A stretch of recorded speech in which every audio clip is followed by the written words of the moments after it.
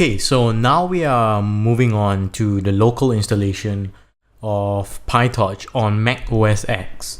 So what happens is that this is a much more challenging installation compared to Linux or the AWS option which I recommended.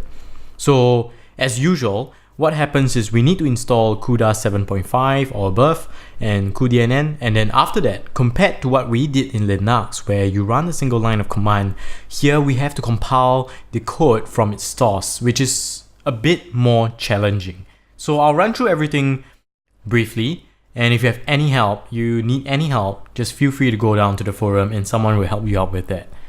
So we have here the CUDA link, feel free to press it, and you reach to this page where you say Windows, Linux, or macOSX. So if you're on macOSX, we will go ahead and go with that, and we can choose either 10.11 or 10.12. Now for me, I would choose 10.12, and how to find out is that you have your Apple logo on the top left hand corner, and you can press it and about this Mac, and you quickly realize that this is version 10.12.5, so I would naturally want 10.12. Now we'll choose the local DMG file.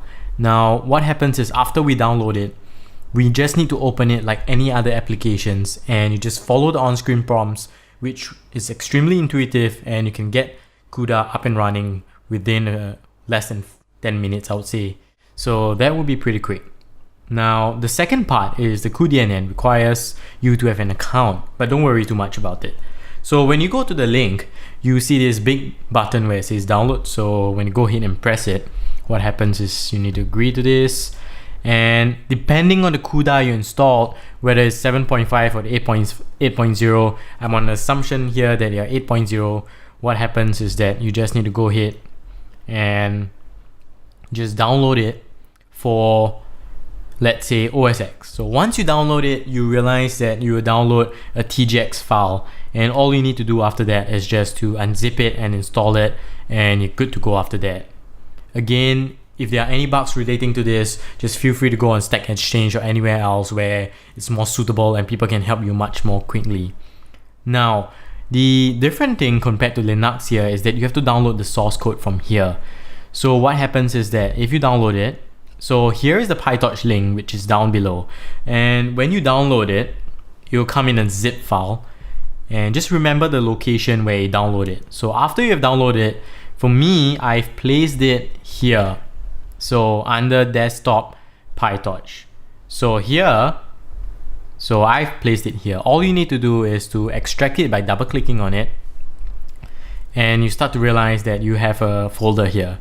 So when you go into the folder, you realize that there's setup.py here, which is where all the magic happens. Now the first thing you need to do is to paste this in a command line where you need to find your Anaconda root directory.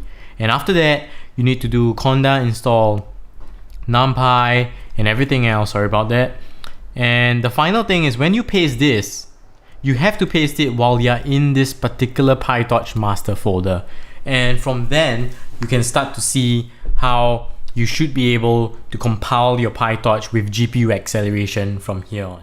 Now this is a complicated installation, and if any problems, normally you can go ahead to your PyTorch forums, which is just discuss.pytorch.org, which many people will be able to quickly help you debug it.